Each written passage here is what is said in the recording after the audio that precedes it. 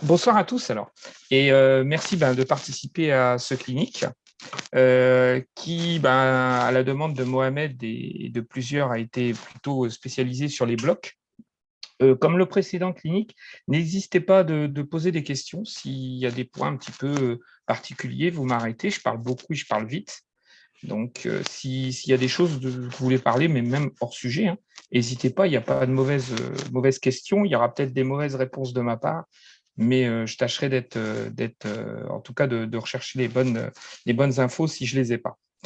Donc, on va commencer. Juste, je reprends le PowerPoint d'avant parce que je ne sais pas si vous étiez tous là et je préfère quand même qu'on repasse sur les bases si on parle de blocs. On va parler donc des blocs de face, blocs classiques, des blocs sous la ceinture. On va parler aussi de blocs dans le dos. On va parler de fauchage. Donc, tout ce qui est sur les chevilles, tout ça, donc les blocs ou plaquages complètement interdits. Les blocs de côté et les blocs sous la ceinture quand on arrive sur le côté du joueur. Donc, ces zones sont importantes à bien mémoriser pour qu'on ait le même vocabulaire ensemble et qu'on se comprenne bien. Quand on parle de blocs sous la ceinture, quand on parle de blocs dans le dos, qu'on identifie bien les mots. Alors, je sais que ça paraît un peu enfantin à répéter, mais dans un match, ça va très vite. Et pour identifier un bon bloc, quand vous allez être arbitre, ce n'est pas évident entre le définir s'il est de côté ou s'il est dans le dos. Donc, dans le dos, c'est bien les mains qui vont se poser dans le dos, qui vont arriver dans le dos. Si je fais un bloc sur le côté, je vais arriver d'avoir ma main sur l'épaule du joueur, là, du numéro 40, et ça ne sera pas un bloc dans le dos, mais ce sera un bloc sur le côté. C'est important aussi au bloc en ligne, parce que vous allez voir tout à l'heure, on va aller un peu plus dans les détails sur la tackle box, et toutes ces zones de blocs sont importantes à bien saisir. Est-ce qu'il y a déjà des questions là? Ou c'est clair pour tout le monde? De ma part, c'est parfait. C'est parfait, voilà. Ouais. N'hésitez pas. Et il y a le petit chat sur le côté, Mohamed, je ne le regarde pas tout le temps, donc si tu veux me prévenir s'il y a des questions, des trucs comme ça, n'hésite pas. D'ailleurs, je vais mettre juste comme ça pour avoir le... Parce que alors, ce que j'ai fait, c'est qu'en discussion, je vous ai partagé un petit lien pour une vidéo YouTube. Alors, comme la dernière fois, on avait eu des problèmes au niveau des vidéos, moi, je vous invite à donc mettre cette vidéo, qui est celle-ci, mais qui chez moi va sûrement bloquer pour vous. Mais par contre, vous pouvez la lancer directement. Alors, cette vidéo, elle est pas mal. Déjà, je vous conseille d'aller voir des vidéos de cet arbitre-là, parce qu'en fait, c'est un arbitre qui est référent au niveau de la NCA et qui est bien spécialisé dans les blocs.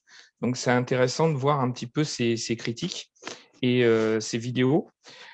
S'il y a des points particuliers, alors on peut peut-être la lancer. Déjà, est-ce que tout le monde peut lancer la vidéo? Est-ce qu'il y a des blocages ou pas? Mohamed?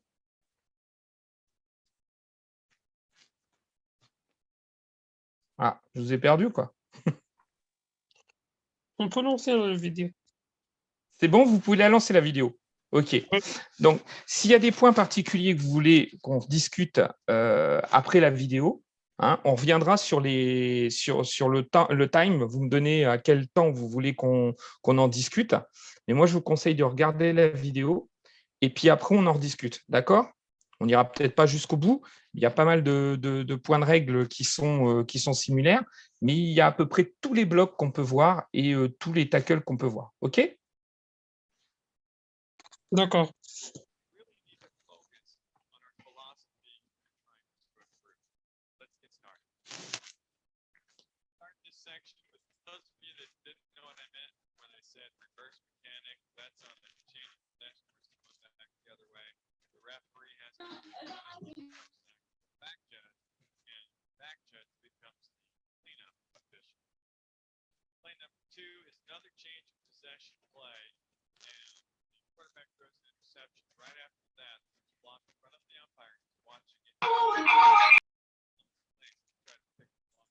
Alors, est-ce que vous pouvez vous mettre au deuxième jeu, donc c'est à 1 minute 20 à peu près du jeu. Ce jeu-là, est-ce que vous le voyez tous à l'écran?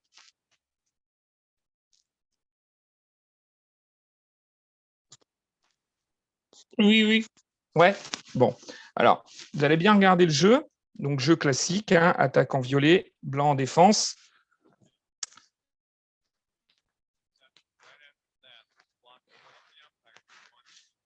Et là, on va avoir donc un joueur numéro 72 qui va directement impacter sur le jeu, mais qui se retrouve avoir un bloc dans le dos par, alors on ne voit pas bien, hein, mais le blanc là qui est ici. Hein. 40 cases.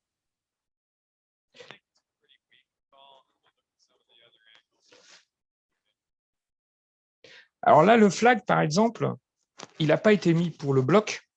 Pourquoi? Parce que l'arbitre n'a pas considéré que le bloc dans le dos avait une influence sur le jeu.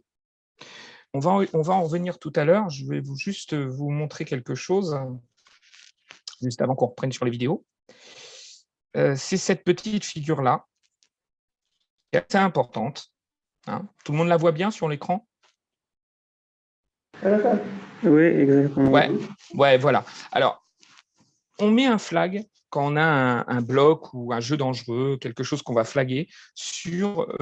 Donc, le point noir, en fait, c'est l'action du jeu. Tout ce qui va rentrer dans cette zone-là, donc qui va influencer le jeu, en fait, on va forcément flaguer. Donc là, on va mettre un flag parce qu'on considère que le bloc ou la gêne ou quoi que ce soit va influencer sur le jeu. Donc, du coup, on met un flag. Tout ce qui est dans cette zone-là, hein, donc qui est beaucoup plus loin du jeu, on va avoir un jugement. Et là, c'est vous, en tant qu'arbitre, qui allez juger si ce bloc, si cet impact a un effet sur le jeu. Donc là, il n'y aura peut-être pas de flag. Ce n'est pas la peine de mettre un flag sur tous les jeux s'il n'y a pas d'impact sur l'action même du jeu. On est d'accord? C'est pas utile de flaguer tout le temps, en fait. Si vous flaguez tout le temps, vous allez pourrir le jeu et ça n'a pas d'intérêt. Ce qui est intéressant de flaguer, c'est une action qui va avoir un impact sur le jeu. Donc tout à l'heure, ce qu'on a vu, pour l'arbitre, il a jugé qu'il n'y avait pas d'impact sur le jeu. Il a flagué parce que derrière, le joueur même sorti en touche, il commence à être un petit peu chahuté, mais il n'a pas flagué l'action en fait de bloc. Je vous remets d'ailleurs ce slide qui dit « Pour être pénalisé, un bloc illégal doit directement impacter l'action ou sa poursuite, ou être dangereux pour l'un des deux joueurs ou les deux. » Dans l'histoire, je bloque dans le dos, donc je pousse juste un joueur, je ne le mets pas à terre, hein, je ne tape pas un grand coup dans le dos, donc il n'y a pas un danger non plus pour le jeu. Ça reste un sport viril, on ne peut pas non plus flaguer tous les contacts qui ne nous paraissent pas dangereux. Okay, donc, pensez bien à cette notion de danger. Si dangereux ou si ça impacte sur le jeu, là, en effet, on ne va jamais hésiter à flaguer. On va revenir sur notre petite vidéo et je vous laisserai dérouler le reste. Alors, est-ce que c'est bon pour tout le monde ou est-ce qu'il y a des gens qui ont des questions déjà? Oui, c'est bon pour moi. C'est bon pour toi? Ok, n'hésitez pas. Hein. Il n'y a pas de mauvaises questions. Hein. Comme je vous l'ai dit, Mohamed, aussi, si vous voulez qu'on revienne sur des points de bloc ou de jugement, il n'y a pas de souci.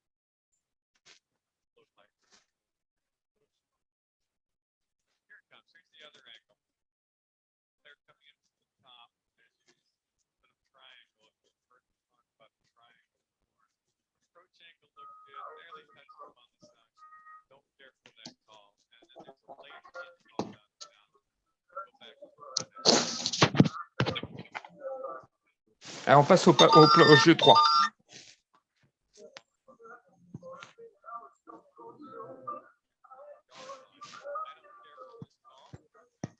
Alors, vous avez vu là? Est-ce que vous avez tous vu dans le jeu 3 à 2 minutes et quelques? Si vous pouvez revenir sur le jeu 3.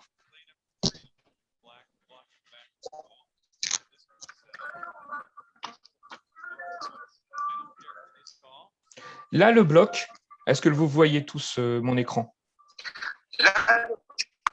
Oui. Là, le bloc, là, il est complètement impactant au jeu. On est d'accord que le bleu, là, bleu foncé, s'il n'avait pas eu un bloc dans le dos, du blanc, il plaquait le 21. Oui, normalement, oui. Donc, normalement. Donc, comme ça a un impact là vraiment sur le jeu, là, oui, il y a un bloc dans le dos. Évidemment. En plus, il est dangereux puisqu'il vient dans un angle mort de ce joueur-là. Il vient vraiment le pousser vraiment fort dans le dos, donc il va tomber violemment. Donc, il y a un jeu dangereux. Et en plus, là, il impacte le jeu. Donc, on a deux situations qui nous permettent de dire, oui, là, il faut que je flague un bloc dans le dos. OK? Oui.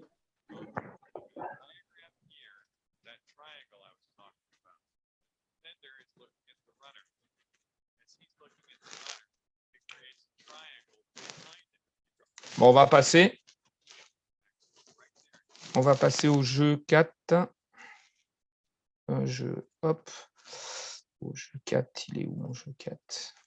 Bon, là, il a fait le truc. Ça doit être celui-là.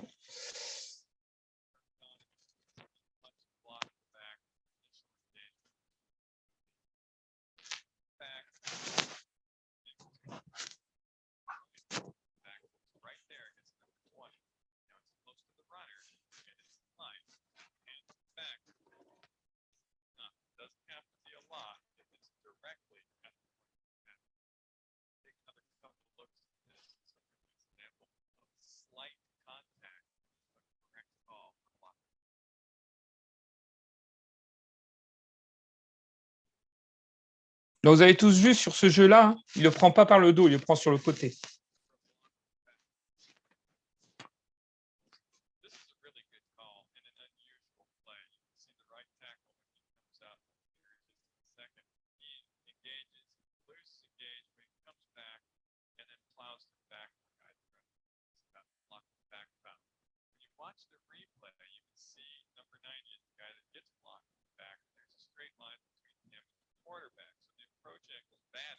Vous avez vu le 75 qui arrive dans le dos du défenseur? Oui, oui. Ouais, voilà. Bon, c'est typiquement là, un bon bloc dans le dos.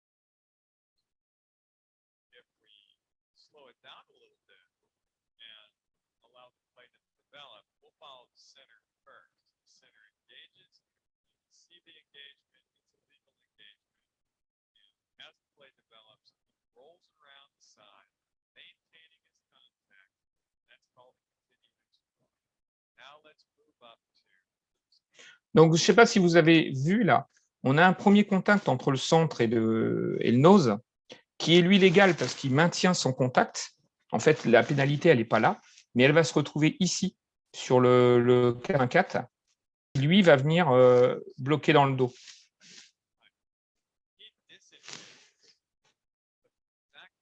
Voilà, ici.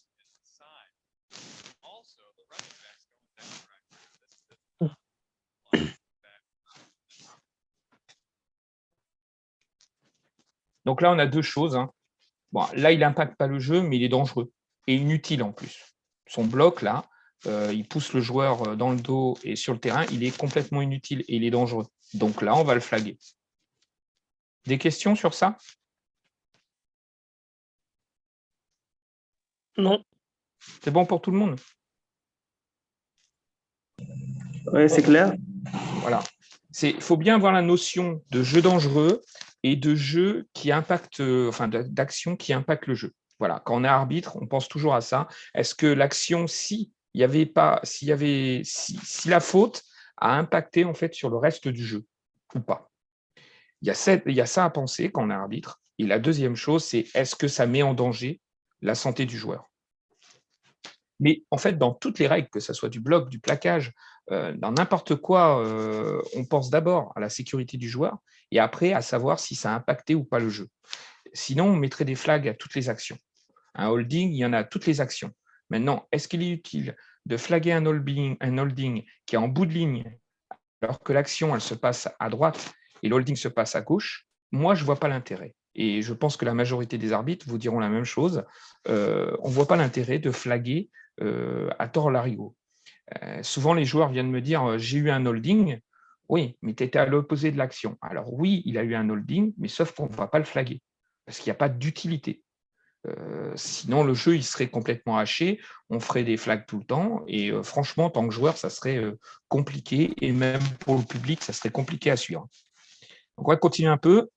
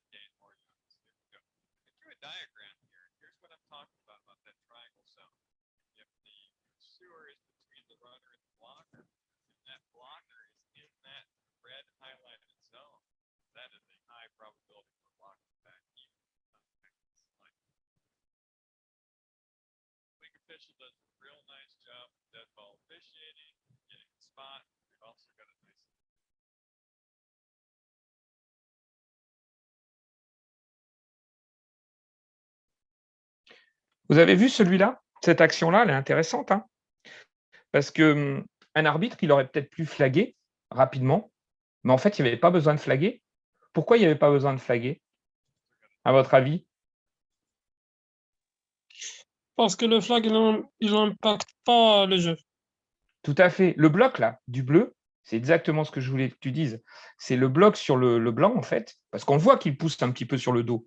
C'est pas dangereux, et puis ça n'impacte pas sur le jeu. Parce que note 14, il avait déjà feinté son action, il était déjà sur la course extérieure. Donc, le blanc, à aucun moment, il aurait pu le plaquer. Donc, ça n'a pas impacté sur le jeu. Donc, très bonne réaction des arbitres et très bonne réponse. Pas la peine de mettre de flag. On ne va pas mettre un flag sur ça. Il a fait une belle action. Ça serait dommage de lui enlever son action. Donc, pensez bien quand vous êtes arbitre. Voilà. Il y a des moments à flaguer et d'autres moments pas.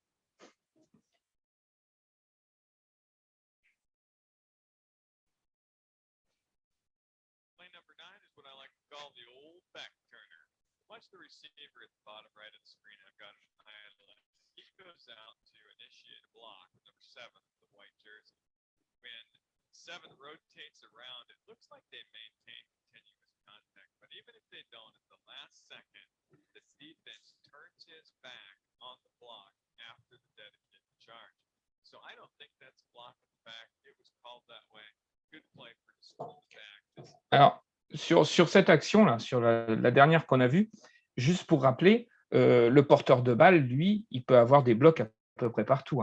Quand on parle d'un bloc, c'est surtout sur des protections de coureurs, mais un porteur de balle, lui, il n'y a pas de restriction. Il n'y a pas de restriction, pardon. Donc, le porteur de balle, lui, quelque part, dès qu'on peut le choper et le mettre au sol, vous ne gênez pas. On va continuer, mais juste un tout petit peu.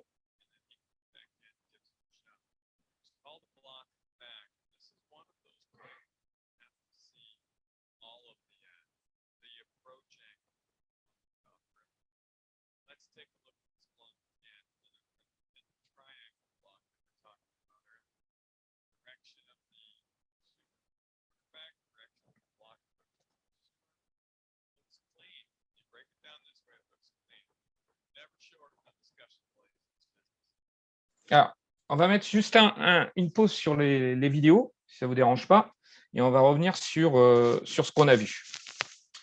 Donc, comme je dis, hein, on ne pénalise pas si ça n'a pas un impact de jeu ou si ça ne blesse pas le joueur. Enfin, s'il n'y a pas un danger pour le joueur. Qu'est-ce qu'on a vu? On regarde surtout la zone d'action. Donc, la zone qui est autour de l'action. Là, si ça impacte sur le jeu, ben là, forcément, ça va impacter sur le jeu. Hein. Là, on va flaguer. Là, ici, dans cette zone de jugement, ici, ben, il faudra qu'on regarde si ça impacte vraiment sur le jeu. Ou si c'est dangereux. Ça, bien garder qu'on met un flag sur un bloc ou sur un plaquage un petit peu rugueux, ben, on pense toujours à ça. Après, on va rentrer un petit peu dans le black side tackle ou black side block. Est-ce que ça vous parle? Est-ce que vous en avez souvent dans les matchs?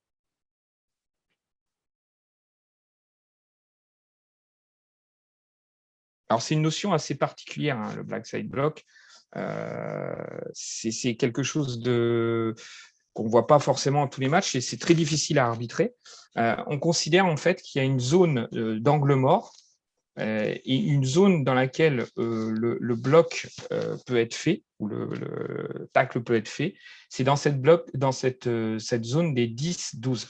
Il faut que le joueur en fait puisse voir l'action arriver pour pouvoir se protéger. Sinon, c'est un joueur en fait sans protection. C'est un joueur qui risque de se blesser. Donc, toute cette zone-là, elle est dangereuse. Et surtout, cette zone-là qui est en fait l'angle mort. Hein. On va le détailler un petit peu plus loin. Mais le blind side block, c'est très difficile à arbitrer puisque ça va dépendre en fait de la position de la tête. En tant qu'arbitre, que vous soyez juge de ligne ou juge de chaîne, vous allez devoir regarder, puis même juge de champ arrière, vous allez devoir regarder en fait le joueur et l'angle à laquelle il peut voir l'action arriver sur lui. C'est souvent là où il y a les plus grosses blessures. Souvent, quand on dit les big hits, c'est sur des plaquages comme ça, sauf que maintenant, ça devient interdit. Et on essaye de protéger au maximum les joueurs. Et la NCA, comme la NFL, donne un petit peu plus de rigueur sur les règles. Est-ce qu'il y a des questions sur les black side blocks? On y reviendra, hein, mais est-ce que c'est clair pour tout le monde? Est-ce que vous voyez bien ce que c'est?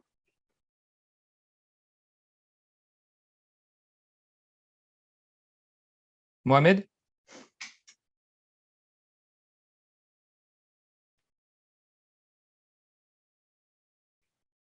Est-ce que quelqu'un m'entend? S'il vous plaît, monsieur, est-ce qu'il y a un exemple de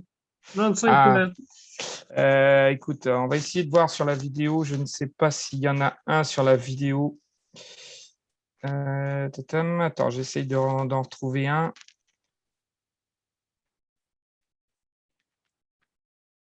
C'est vrai que ça serait intéressant d'en avoir un.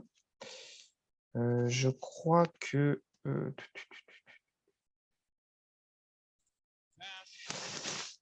n'en ai pas. Alors, attendez 2 secondes. Je vais essayer de retrouver. Je sais que dans... Là,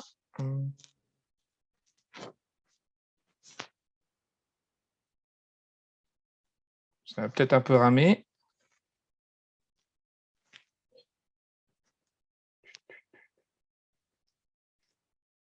Hop.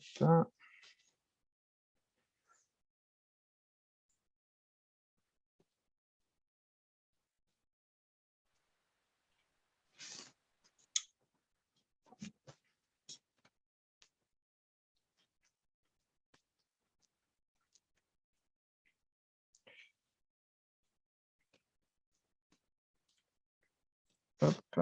Et c'est que sur ce lien-là, il doit avoir de la side block. Je vais aller voir. Hein. Ça va pas. Hop.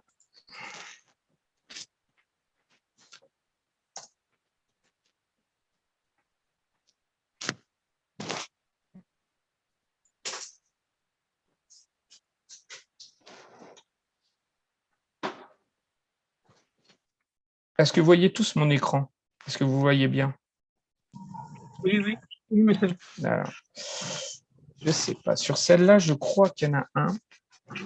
Sur cette vidéo.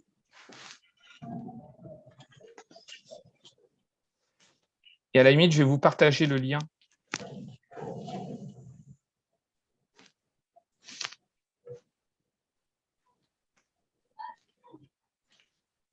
Je vous passe le lien de la vidéo. Merci.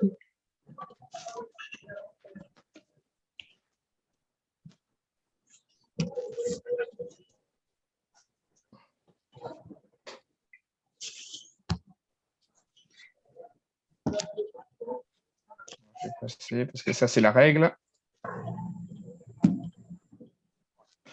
Ça, c'est ce que je vous parlais des 10h10.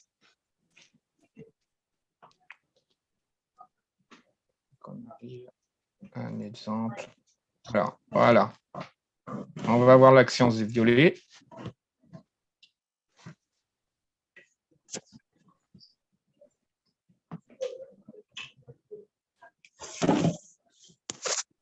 Alors, est-ce que vous l'avez vu, le bloc? Il n'est pas flagrant. En fait, il va arriver même après. Hop.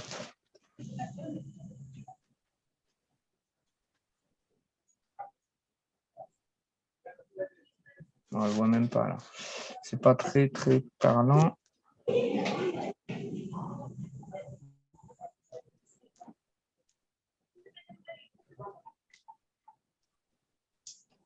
Alors oui, là on le voit bien. Est-ce que vous voyez l'action à 4,25 à 4,20 même? C'est bon pour vous à 4,20? Oui, c'est bon. Oui, 4,20. Donc vous voyez qu'en fait, on a le défenseur qui va sur sa ligne pour essayer d'attraper le porteur de balle et qui se fait plaquer par le tackle, en fait, blanc, qui vient lui rentrer dans le côté de la cuisse. Donc ça, c'est un black side block, parce qu'il est arrivé dans une zone où il ne pouvait pas le voir, le joueur, en fait. Est-ce que ça répond à votre question? Oui, je le vois. Voilà. C'est vraiment, en fait, c'est une zone, c'est une zone que le joueur ne peut pas anticiper. Bien sur ma présentation. Non, c'est celle-là. Hop, c'est celle-là. Et vous pourrez regarder la vidéo, elle est pas mal. Elle explique bien ce que c'est qu'un black side block. D'accord. Ah, voilà. Donc, bien, regardez, voilà, c'est ça. Après, bon, je ne sais pas si vous êtes des hommes de ligne ou pas des hommes de ligne, mais on va parler de la tackle box. Alors, tackle box, elle existe, c'est une zone finalement imaginaire qui existe quand la balle est posée donc au sol, le centre se met en position, et là, on considère que sur les 5 yards d'ici et tout le long en arrière, les blocs sous la ceinture et les blocs dans le dos sont autorisés, tant que la balle ne sort pas de cette zone. Dès qu'elle sort de cette zone, donc c'est le slide que je vous ai mis après, là, par contre, on arrive à ce que les blocs dans le dos et les blocs sous la ceinture sont illégaux.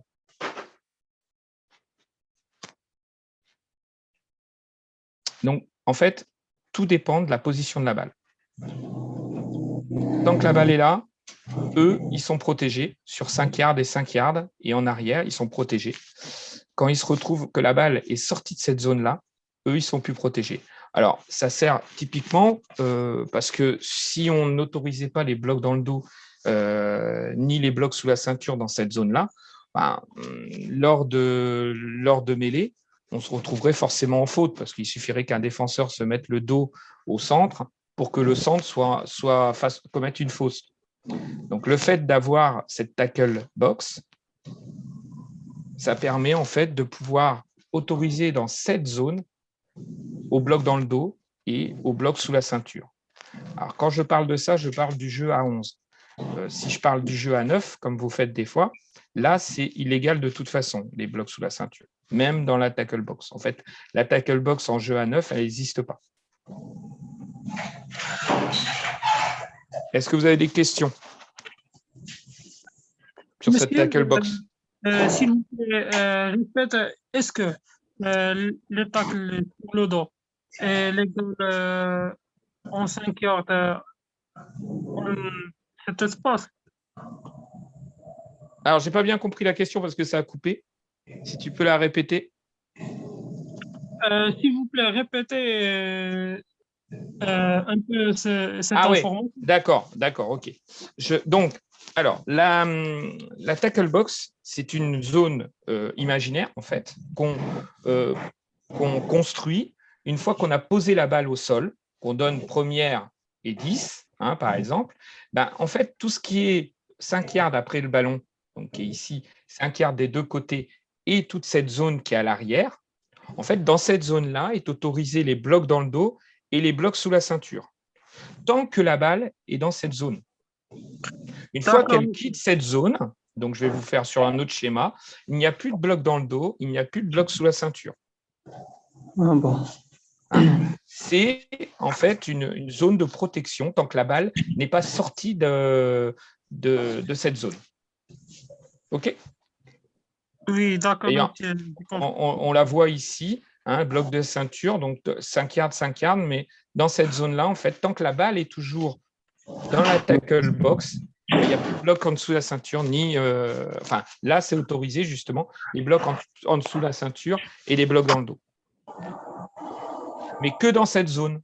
On est d'accord? Je vous montre les autres joueurs, hein, je vous ai fait les schémas. Les autres joueurs, par contre, eux, ils sont soumis au bloc dans le dos et à la règle de bloc sous la ceinture. Donc, c'est pour ça que le bloc dans le dos n'est pas illégal dans tous les jeux. Il peut être légal dans ce style-là, dans cette configuration-là. D'accord. Il peut être illégal dans cette configuration-là. Okay. Par contre, là, je ne reviens pas sur ce que j'ai dit. Hein. Si on se retrouve avec un bloc dans le dos ici et que le jeu est ici et que le bloc dans le dos, il n'est pas fort, on ne va pas le flaguer. Hein. Le bloc dans le dos, on ne va le flaguer que dans cette zone-là.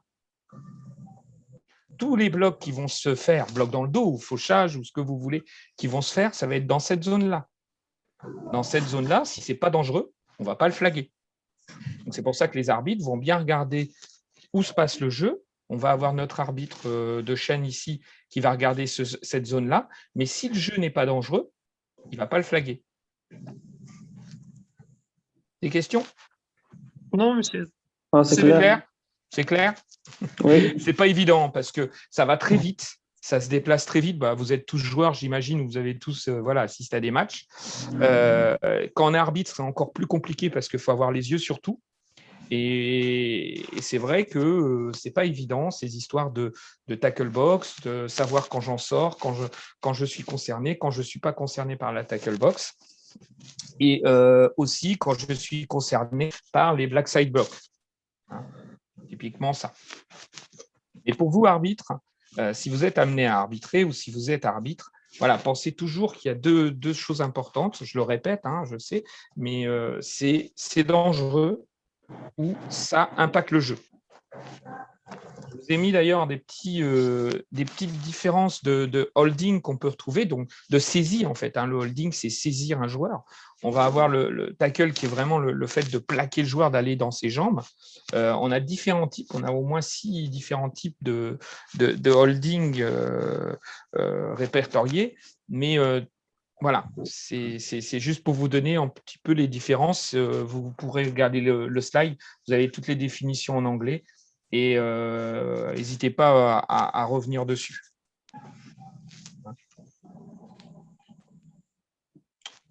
Est-ce que vous voyez bien la restriction au niveau de… Alors, vu qu'on en est au holding, quand on est joueur de ligne, qu'est-ce qu'on a le droit de faire et qu'est-ce qu'on n'a pas le droit de faire? Pour un attaquant, qu'est-ce que j'ai le droit de faire?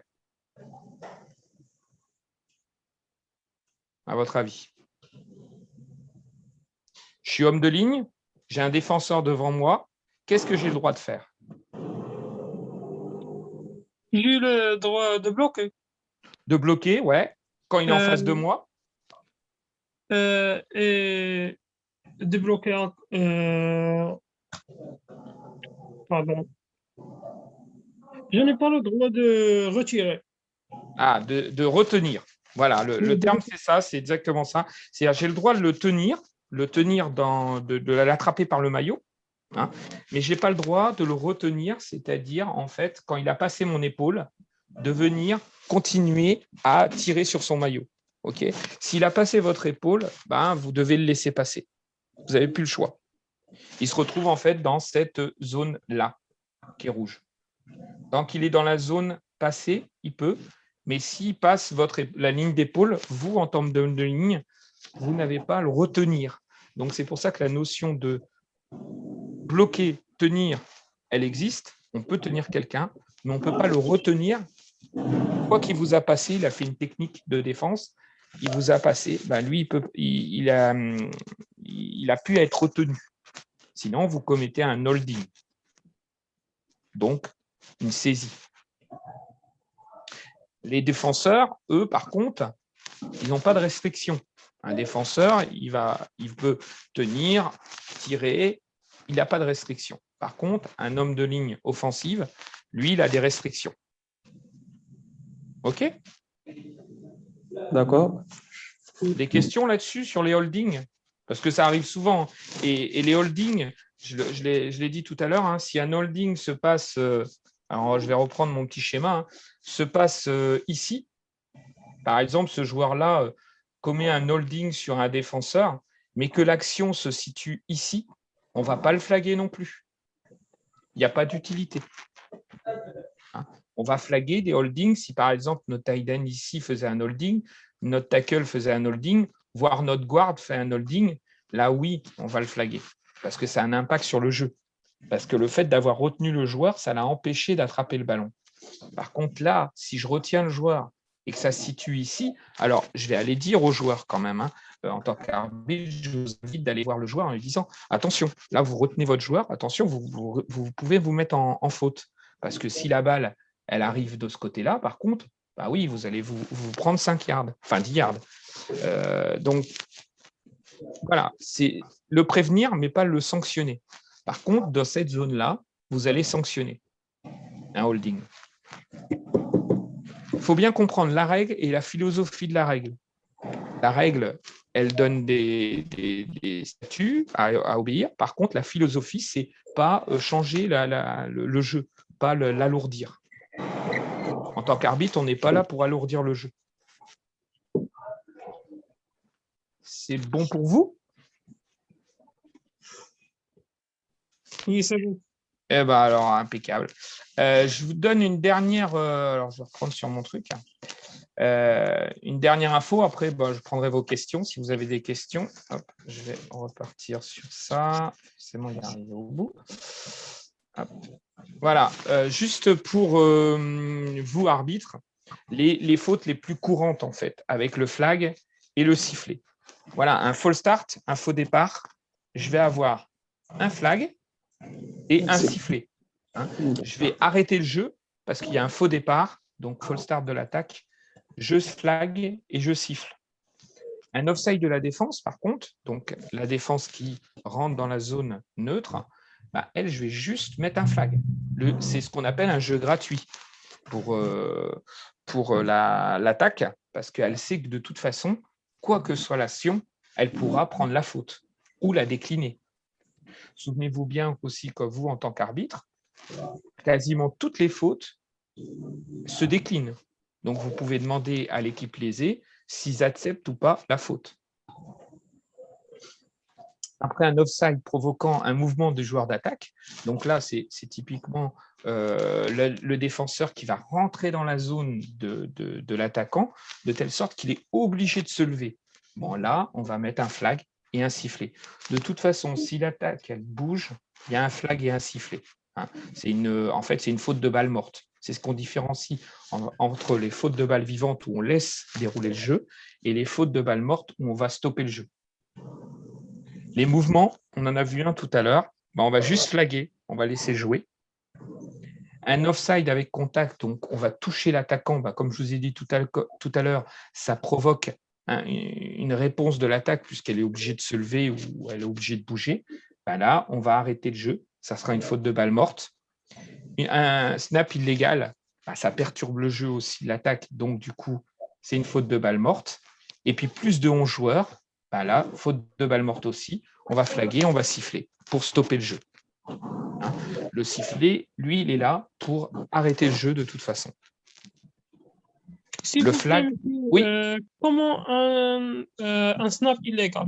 Oui, un snap illégal. Ah, c'est une bonne question. Alors, qu'est-ce qu'un snap illégal? Un snap doit aller de l'avant vers l'arrière dans un mouvement continu. Hein. Donc, si par exemple, je fais que lever la balle en l'air, c'est un snap illégal. Souvent, moi j'ai été joueur, hein, j'ai été centre en plus, hein, donc je peux vous en parler. Il y avait des coachs qui me disaient, bah, si tu vois un défenseur rentrer dans la zone neutre, qu'on a tout à l'heure ici, là, dans cette faute-là, si tu vois un joueur de défense rentrer dans la zone neutre, bah, tu lèves la balle et ça le met en faute.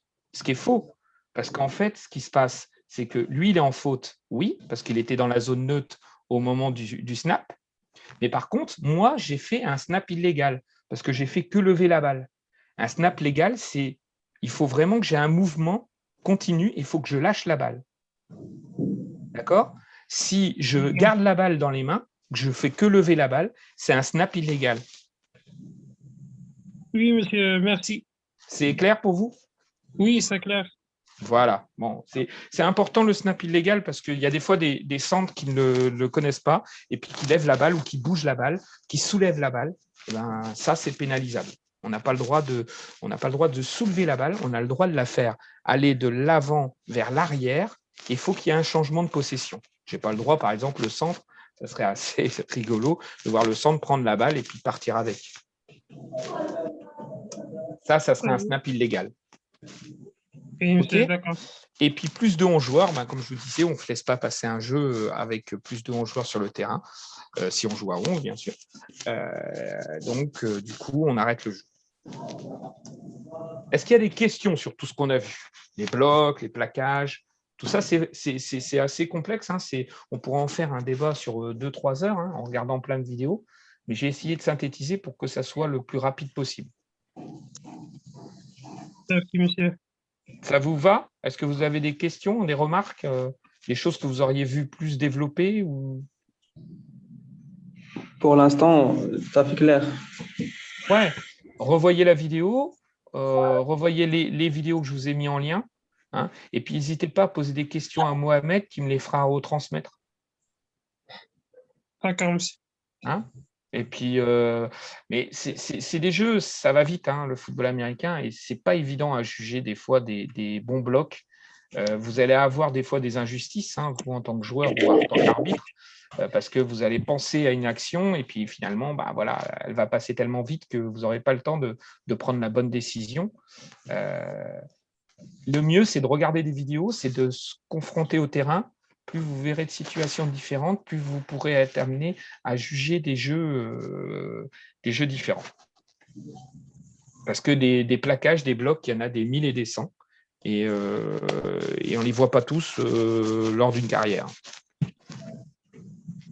OK? D'accord. Écoutez, pour moi, c'est tout. Si vous n'avez pas de questions, voilà. Je vais laisser la main à Mohamed.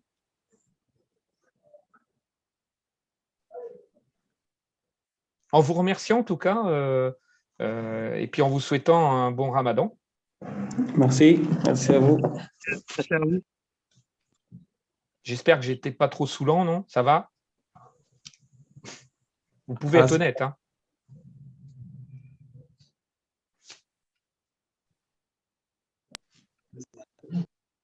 Mohamed? On a perdu Mohamed. Ouais. On a perdu le chef. Bon, bah, écoutez, moi, j'ai rien de plus.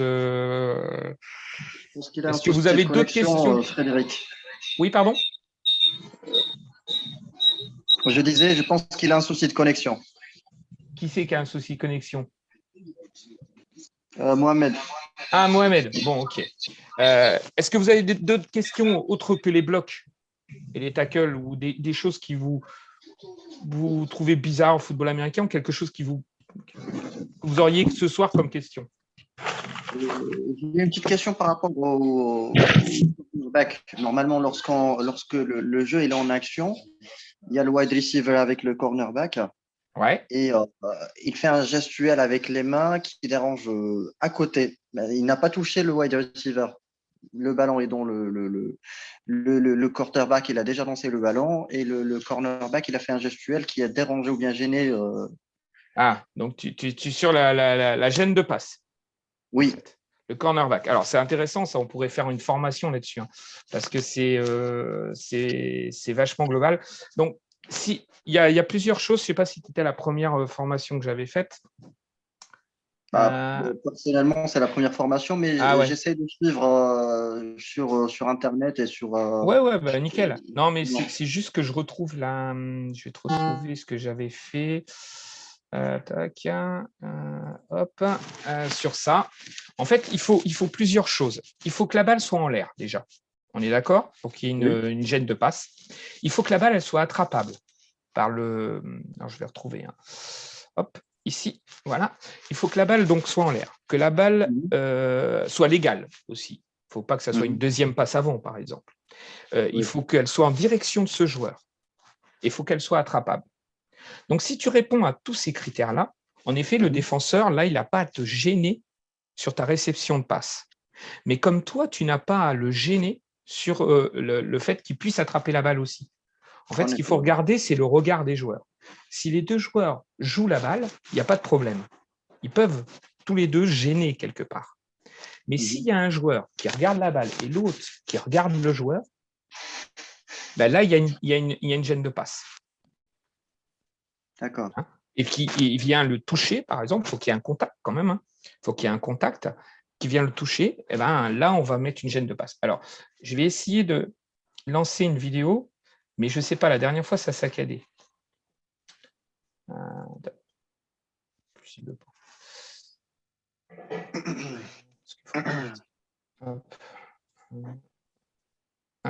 de...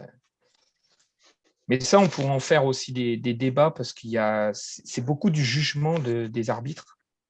Parce que le fait qu'elle soit attrapable, qu'elle ne soit pas attrapable, qu'elle soit légale, tout ça, en l'air, ça c'est facile.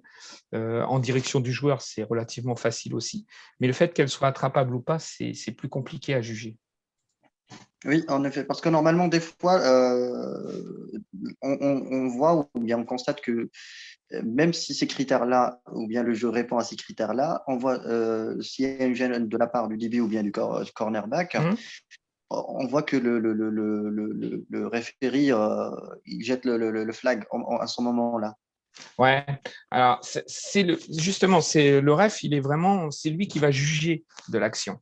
Et c'est personnel. Et souvent, les angles qu'on a, nous, des caméras, elles ne sont pas forcément bonnes. Il n'y a que sur le terrain qu'on peut juger. Hein. Même nous, en tant qu'arbitre, on se juge sur les vidéos, mais en fait, c'est très traite parce que le vrai jugement, c'est la personne qui est sur le terrain avec l'angle de vue qu'elle a. Et elle va juger peut-être quelque chose qui, sur une caméra, donne autre chose comme décision. Hein. D'accord. Je sais pas. Donc, pour ça, normalement, il ne faut pas… Alors, attendez, celle-là. Voilà, j'en ai une là, mais je ne sais pas si elle va bien passer pour vous. Mais on va essayer quand même. On va aller justement juger une gêne de passe.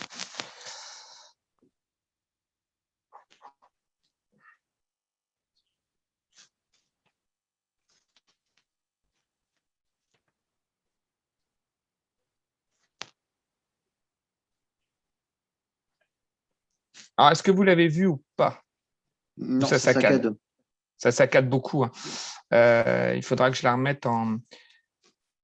En fait, si je mets juste… voilà.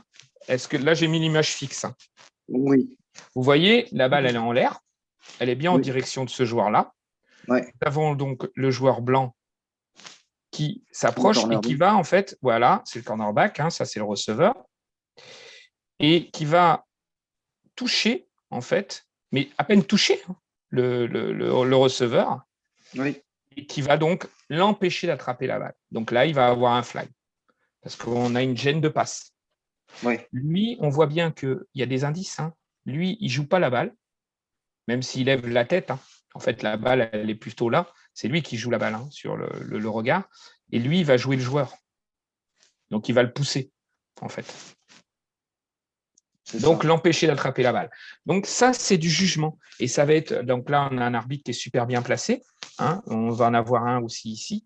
Donc, du coup, les deux, ils doivent discuter entre eux et décider si la balle, elle était attrapable ou pas. Et si le joueur blanc, il a impacté, donc il a gêné le jeu. OK? Oui. Ça répond à ta question? Oui, parfaitement, oui. Sur voilà, OK. Bah, ça, c'est pareil. Hein. Plus vous verrez d'actions sur des interférences de place, plus vous pourrez facilement les juger. Mais il faut en voir beaucoup pour avoir un panel de toutes les interférences, parce qu'il y a l'interférence offensive, mais on peut imaginer aussi l'interférence, il y a l'interférence défensive qu'on vient de voir, mais l'interférence offensive, elle existe aussi. Hein.